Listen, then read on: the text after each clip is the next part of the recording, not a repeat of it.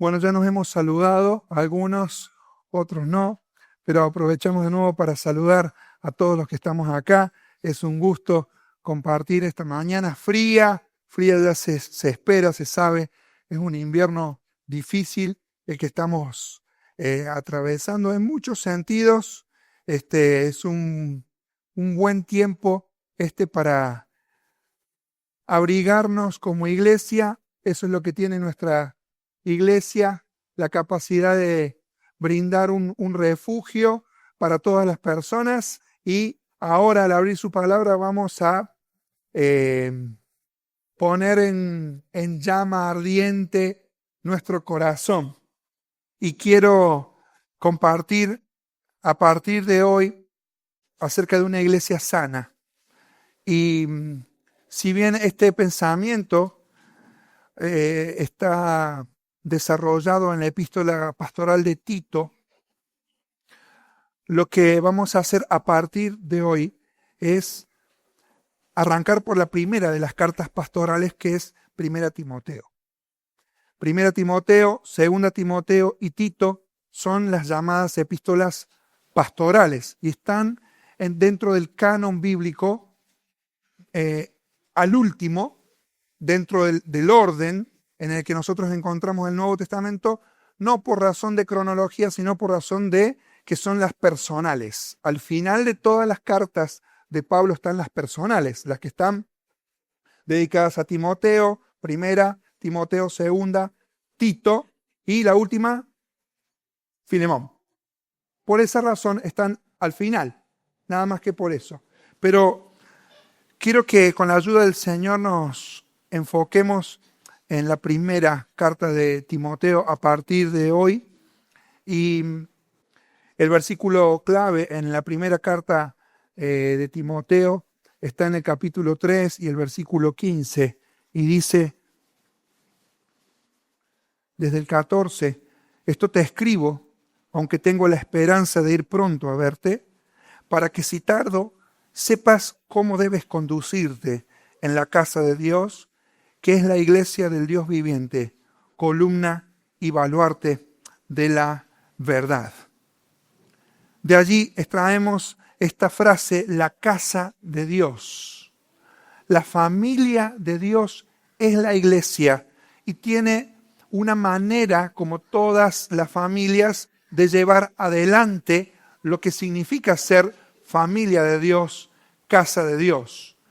Y entonces Pablo va a escribirle a Timoteo hablándole de lo que él tiene que tener y prestar especial atención para saber cómo conducirse en la iglesia de Dios, dentro de ella, y con la iglesia de Dios con respecto al mundo.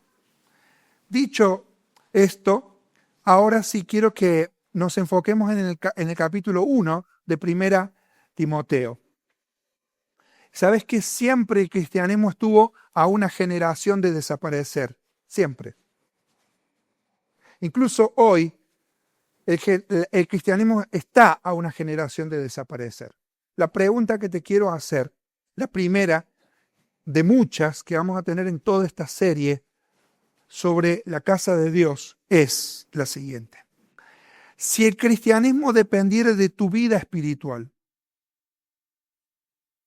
si el cristianismo dependiera de lo que vos estás viviendo y transmitiendo a otros, ¿qué pasaría con el cristianismo? Realmente, si todo el cristianismo dependiera de tu vida cristiana o de lo que vos decís que crees, ¿qué tipo de cristianismo seguiría a tu vida? ¿O seguiría el cristianismo? ¿O qué versión del cristianismo sería la que seguiría detrás tuyo? Timoteo es el primer cristiano de la segunda generación mencionado en el Nuevo Testamento. Y Pablo le escribió esta carta un poco antes de su segundo encarcelamiento. Cuando nosotros leemos el final del libro de Hechos, allá en el capítulo 28, estaba Pablo prisionero en Roma, luego fue liberado y luego fue nuevamente puesto en prisión y finalmente decapitado allá por los años 64. Entonces, esta carta a Timoteo evidentemente está escrita por el apóstol Pablo antes de su ejecución. Entonces la tenemos que sitiar entre el 63 y el 64 antes de Cristo. ¿Cuál era el propósito? Bueno, dijimos recién en este texto fundamental de la carta en capítulo 3, verso 15, para que él supiera cómo debía conducirse en la casa de Dios. Pero también, en primer lugar, era alentar a Timoteo, porque Timoteo tenía un carácter que era vacilante, apocado, predispuesto, inclinado hacia la timidez. Entonces, Pablo insta a este joven ministro del Evangelio en un momento que se enfrentaba a circunstancias muy difíciles, a presiones muy variadas dentro y fuera de la iglesia, toda clase de presiones, conflictos y desafíos de la iglesia y también de la cultura circundante. Su objetivo era ordenar la iglesia de Dios, pero antes era alentar al ministro de Dios. Así que Timoteo debía pasar de la creencia a la convicción.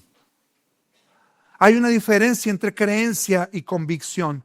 Timoteo tenía un depósito de fe. Su creencia, como la tuya y la mía, es algo por lo cual nosotros estamos dispuestos a defender. Argumentos por los cuales nosotros podemos debatir y defender. Pero él debía pasar del estado de la creencia a la convicción y jugarse por eso. Y esa es la diferencia entre convicción y creencia. Creencia es lo que vos defenderías, pero convicción es algo por lo cual vos morirías. Y Pablo le está diciendo a Timoteo, es necesario que pongas atención a esto, que juegues tu vida por esto, porque el cristianismo está a una generación de desaparecer. De hecho, cuando le escribe su segunda carta en el capítulo 4, versículos 6 al 8, Pablo le está diciendo a Timoteo, yo estoy para ser sacrificado. Y de hecho, la espada de Roma cayó sobre su cabeza y su cabeza rodó. Pablo fue decapitado. Pero Timoteo siguió con eso. Y ese evangelio ha seguido hasta el día de hoy. Y la gran pregunta es cómo va a seguir a partir de hoy a través de tu vida y a través de nuestra vida como iglesia. Entonces, cada iglesia debe tener, y con este párrafo yo resumo todo el contenido de 1 Timoteo. Cada iglesia debe tener una sana enseñanza espiritual que proclamar. Debe tener una fiel adoración. Debe tener un liderazgo firme y fuerte. Debe tener dedicación a la palabra de Dios y debe tener servicio a los necesitados. Esa es una iglesia sana. Es la iglesia, la casa de Dios que nosotros encontramos en la primera carta a Timoteo. Todos necesitamos una familia de fe que sea realmente saludable. Así que lo que vamos a ver ahora en el capítulo 1 es la palabra de ánimo de Pablo a Timoteo. Timoteo se las quería tomar. Él se quería ir, pero Pablo le dice, vos tenés algo, y eso empieza a desarrollarse entonces en el capítulo 1, palabras de aliento para el ministro de Jesucristo. En primer lugar, tenés una encomienda. Desde los versículos 1 hasta el versículo 11 nosotros vemos eso. Y es que vos y yo como Timoteo tenemos una encomienda. En primer lugar, Pablo recibió autoridad de parte de Dios. Mira cómo dice el capítulo 1, verso 1. Pablo, apóstol de Jesucristo, fíjate vos, ¿por quién? Por mandato de Dios, nuestro Salvador, y del Señor Jesucristo, nuestra esperanza. El apostolado que Pablo había recibido no era puesto por ningún hombre, ni ninguna invención, ni ninguna otra cuestión personal, sino o de posición o de influencia social. El apostolado que Pablo recibió era directamente recibido de parte de Dios y por mandato de Dios. Ahora, esto nos llama la atención de por qué Pablo se presenta como apóstol a su verdadero hijo en la fe. Versículo 2, a Timoteo, verdadero hijo en la fe. Si Timoteo conocía a Pablo, ¿por qué Pablo se presenta con esta chapa? Y es porque Timoteo estaba enfrentando momentos difíciles con personas adentro de la iglesia que estaban siendo un cáncer dentro de la iglesia, que la estaban contaminando y estaban haciendo perder su pureza y su poder. Y Pablo le dice a Timoteo, tenés que tener valentía, tenés una encomienda de parte de Dios. Yo te la he pasado a vos, ahora lo vamos a ver, pero porque yo la recibí de parte de Dios. Esa es una palabra clave en 1 Timoteo, te encargo. A veces se traduce como te mando, te ordeno. Dios había mandado al apóstol Pablo a que hiciera su oficio de apostolado. No era cualquier cosa ni de parte de cualquiera. Y más, era un término militar. Pablo, apóstol de Jesucristo por orden de Dios. Él siempre supo, como decía Donald Guthrie, él nunca pudo olvidar que fue un hombre bajo la orden de Dios. Y con esa mentalidad, él también trabajó con Timoteo. Timoteo también recibió una encomienda de parte de Dios. Estaba medio apocado. Quería irse de la iglesia. Quería que lo tragara la tierra porque estaba enfrentando momentos difíciles. Pero el apóstol Pablo le dice, vos recibiste una encomienda y es la misma que nos dice a nosotros hoy. Timoteo debió quedarse en Éfeso. ¿Por qué? Porque había falsos maestros. La razón de la falsa doctrina era un uso inapropiado del Nuevo Testamento. Había personas que pensaban que ellos mismos eran doctores de la ley. Y es lo que dice el versículo 7. Algunos querían ser doctores de la ley, pero no entendían lo que hablaban ni tampoco lo que afirmaban. ¿Por qué? Porque sencillamente no era eso derivado del cielo. No tenían esa encomienda de parte de Dios, pero sin embargo estaban estorbando el crecimiento de la iglesia y estaban siendo realmente un problema. Así que Timoteo no estaba en Éfeso porque Pablo lo pusiera allí, sino porque Dios le había confiado un ministerio a él allí. Timoteo quería renunciar y la primera preocupación de Pablo era, no papá, vos te tenés que quedar ahí. Vas a tener que fortalecerte en el Señor porque vas a tener que cumplir lo que Dios te ha encomendado. Ahora, ¿cuál fue esa encomienda?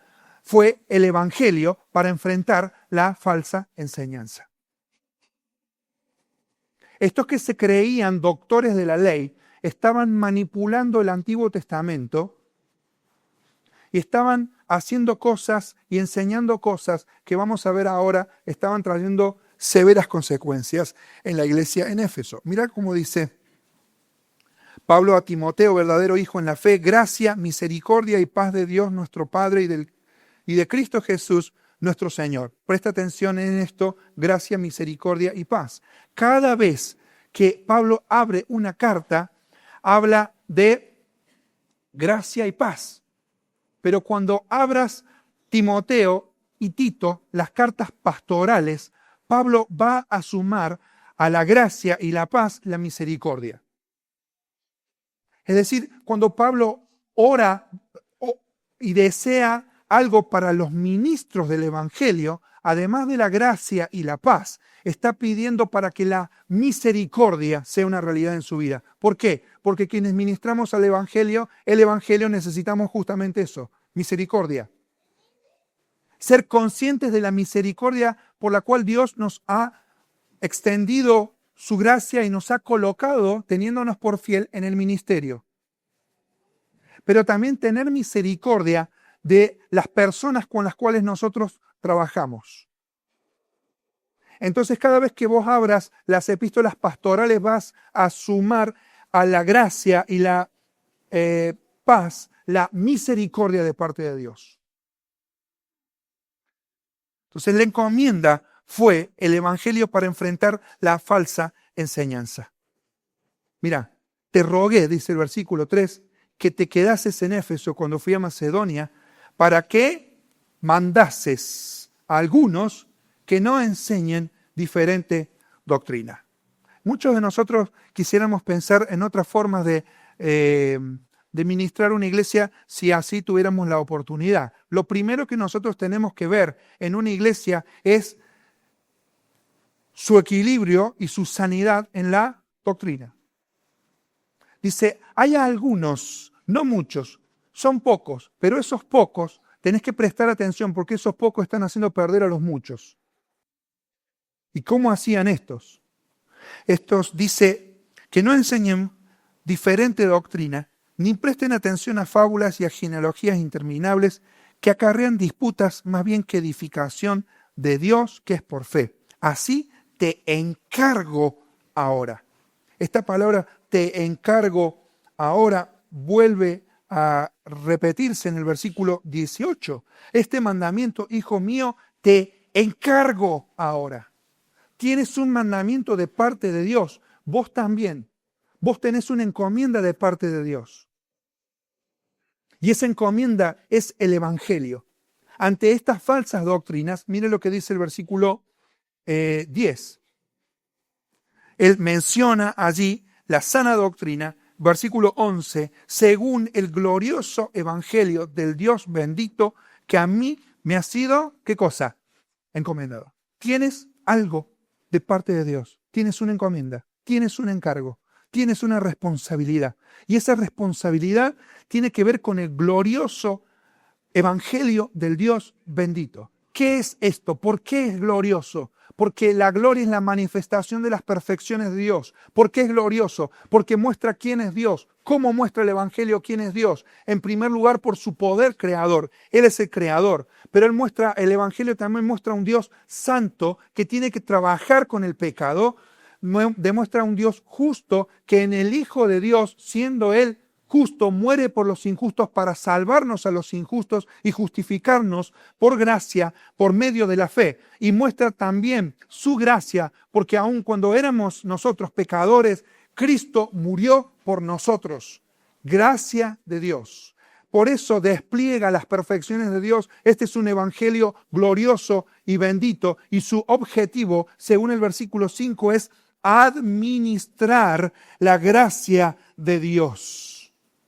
Administrar esta gracia de Dios. Decía Warren Wiersbe, el doctor Warren Wiersbe, la siguiente: Dios no nos dio a nosotros la ley para salvar a las personas, sino para mostrarles cuánto necesitan ser salvos. Ese es el uso legítimo de la ley. Cuando uno va a la ley del Antiguo Testamento, se encuentra de que realmente al leer la ley uno se da cuenta de que es un pecador. Y para eso está dada la ley. Dice el versículo 8, sabemos que la ley es buena si uno la usa legítimamente, conociendo esto, que la ley no fue dada para el justo, es decir, para el que ya cree en Cristo Jesús. Lo que estaban haciendo estos falsos maestros eran tomar la ley, manipularla y hacer vivir a la gente bajo un pesado sistema legalista. Dios nos encomendó a vos y a mí un evangelio glorioso, hermano, y no un sistema de leyes. Sana doctrina que implica algo maravilloso. Cuando lees el Nuevo Testamento, esta palabra sana es la palabra de la cual nosotros derivamos higiénico.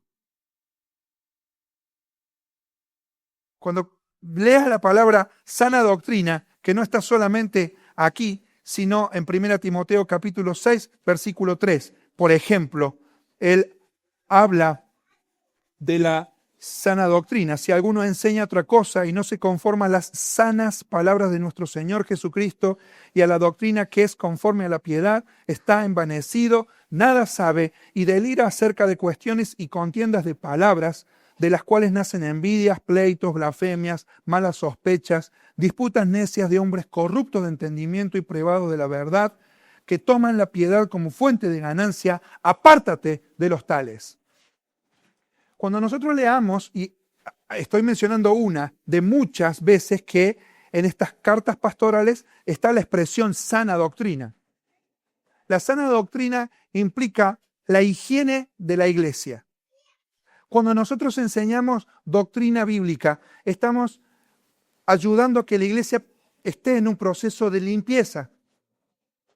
Ahora, cuando nosotros usamos incorrectamente la palabra de Dios, estamos contribuyendo no solamente a la impureza de la iglesia, sino a la falta de sanidad y a la enfermedad de la iglesia.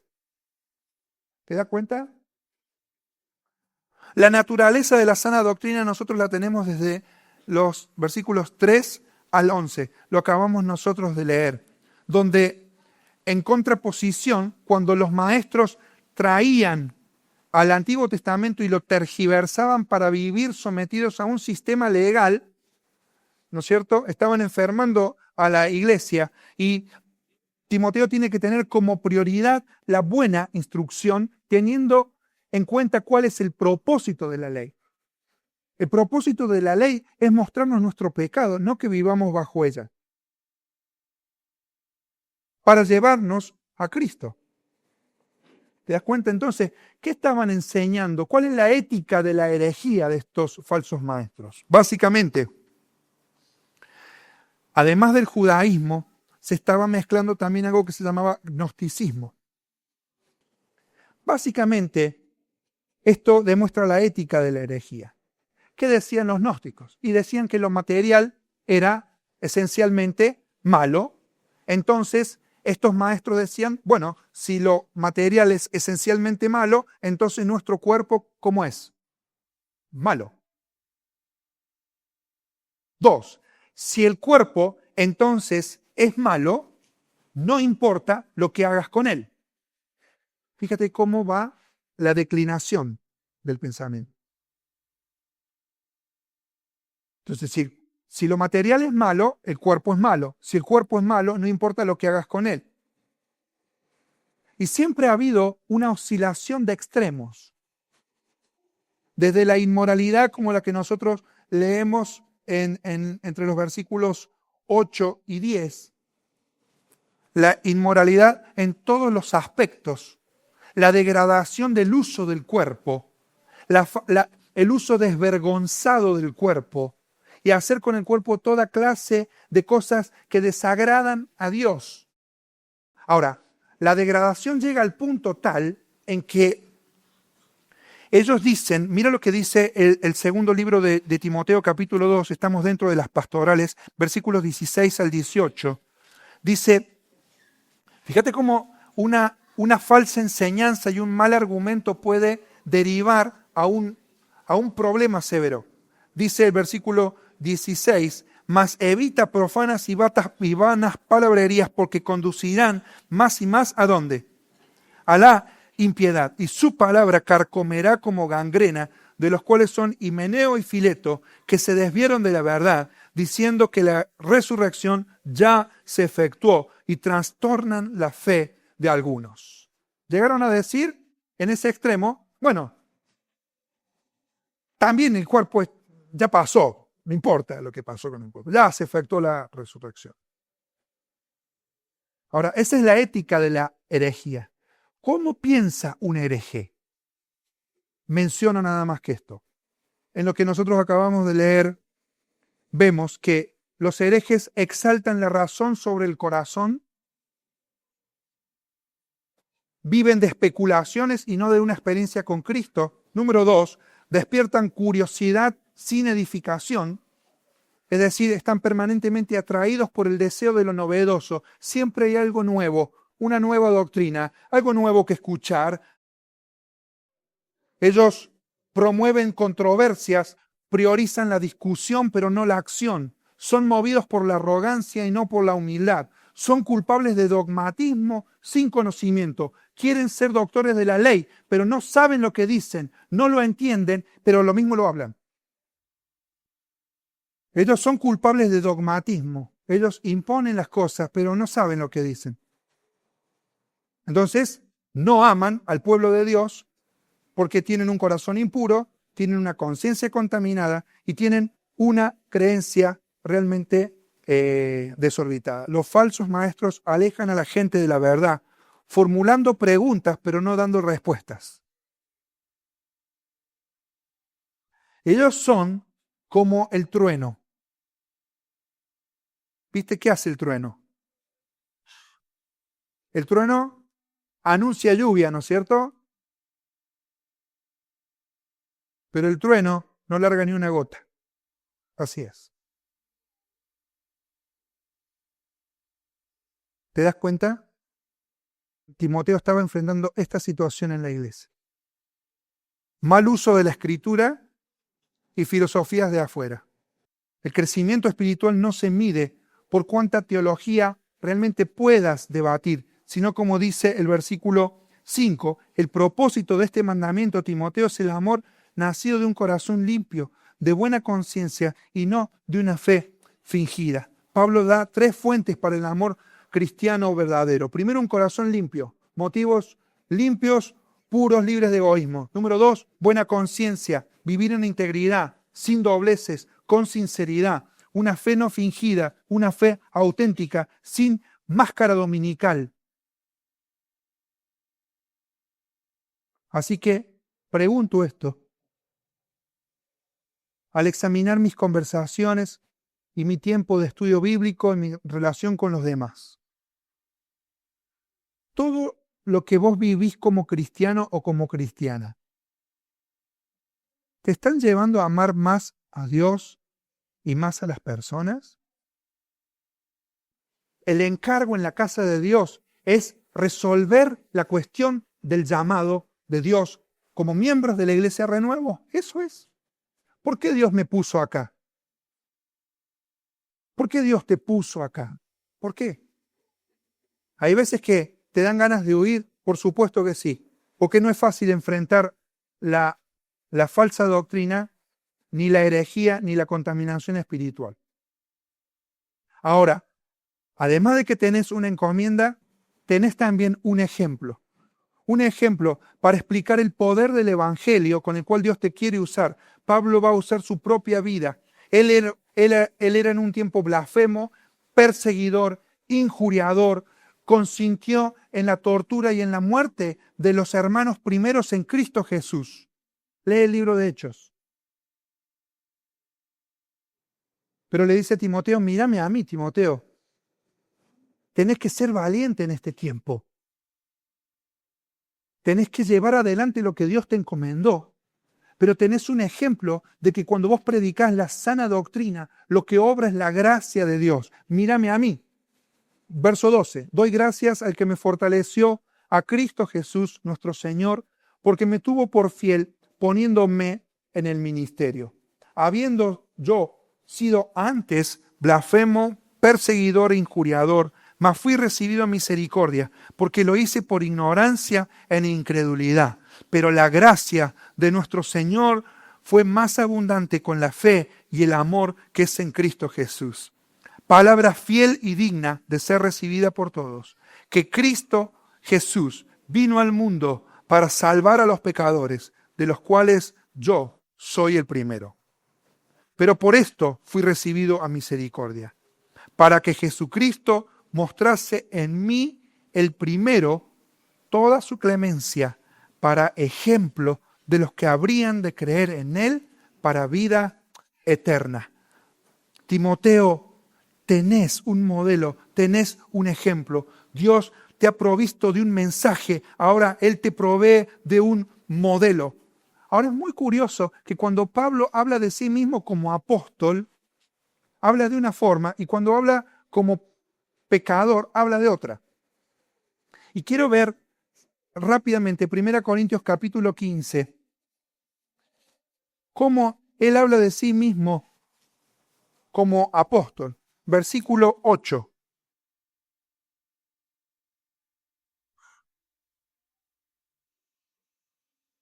Y al último de todos, como a un abortivo, me apareció a mí, porque soy el más pequeño de los apóstoles. No soy digno de ser llamado apóstol, porque perseguí a la iglesia de Dios. Fíjate, cuando él piensa y habla de sí como apóstol, ¿qué dice? Yo soy el último. Ahora, cuando él habla de sí como un pecador, lo tenemos aquí en 1 Timoteo, ¿cómo dice? Verso 16. Para que Jesucristo mostrase en mí, ¿qué cosa? Él, ¿qué dice ahí?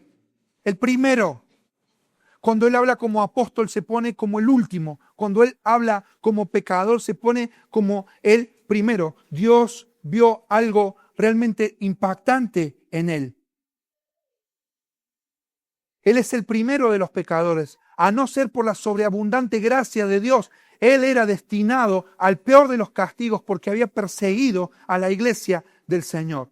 Y Él dice, Dios en su gracia lo hizo en mí, habiendo asesinado a mis propios hermanos en la fe, que ahora defiendo y predico, para que ninguno de ustedes se crea que la gracia de Dios no lo puede envolver y no lo puede usar y no lo puede transformar. ¿Te das cuenta? Y utiliza la palabra modelo, la palabra ejemplo. Es una palabra griega muy importante. Presta atención a esto. Esta palabra significa un esbozo.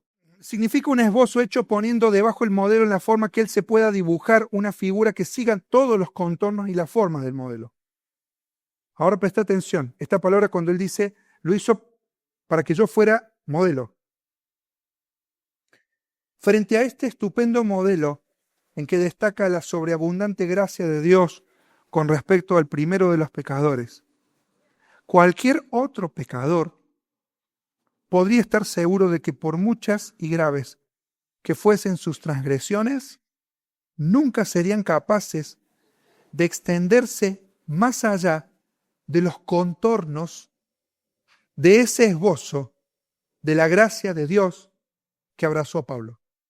Esa es la idea. Si él era el más grande y el primero de los pecadores, esos fueron los límites. La gracia de Dios fue más allá. Todos los demás, si yo soy el primero, están incluidos allí. No pienses que no tienes un ejemplo. No bajes los brazos. Tienes un ejemplo de la gracia de Dios. La vida cristiana no se sostiene por nuestras fuerzas, sino por el asombro continuo de que eres una persona pecadora, pero a la vez perdonada, alcanzada y superada una y otra y otra y otra vez por la gracia de Dios. Pablo nunca olvidó de dónde lo sacó Dios. Y así debiéramos hacer nosotros. Así que cuando te sientas desanimada, sientas en tu corazón que fallaste a Dios, recordá el ejemplo de Pablo y que nunca te va a poder ir de ahí. Y que la gracia, aunque te fueras de ese límite, todavía sigue siendo mucho más abundante para Él sanar tu presente e impulsar a adorarle a Él con la misma pasión de Pablo. Él cuando pensó en sí mismo y en la gracia, dice, por tanto, al Rey de los siglos, inmortal, invisible, al único y sabio Dios, sea honor y gloria por los siglos de los siglos. Amén. Así que, recuerda esto.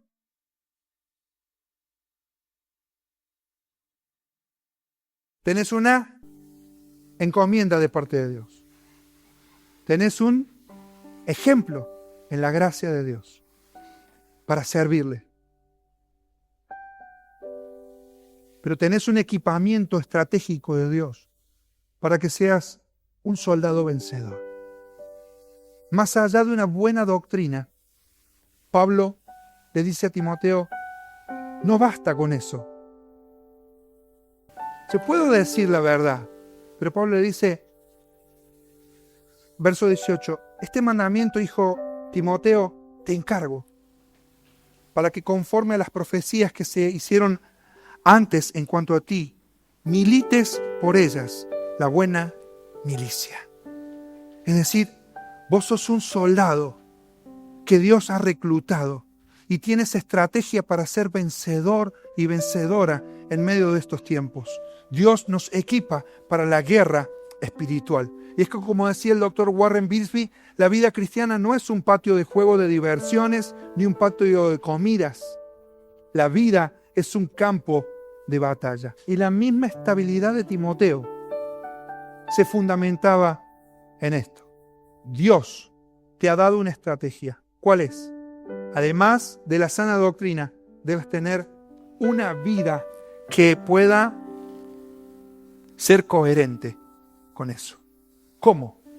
Te mando que milites la buena milicia. ¿Cómo? Verso 19.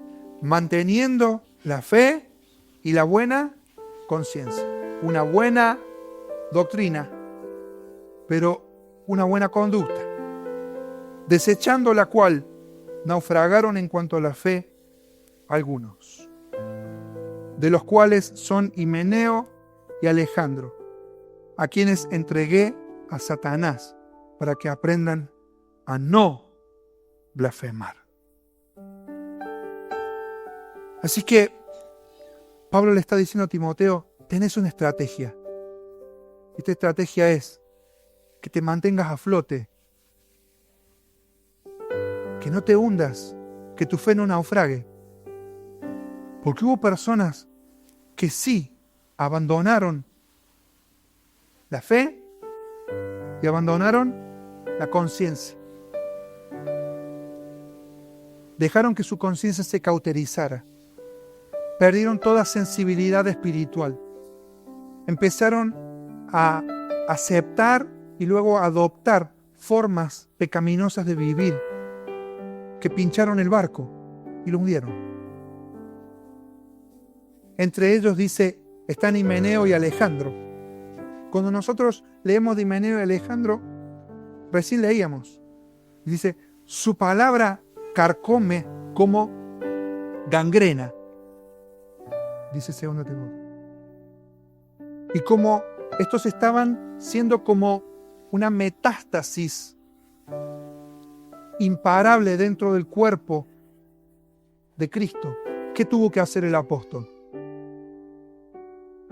Estaban perjudicando la pureza y el poder de la iglesia, la sanidad de la iglesia. Y este timorato hombre llamado Timoteo tuvo que hacerse fuerte para poder enfrentar a estas personas. Y Pablo finalmente tomó cartas en el asunto.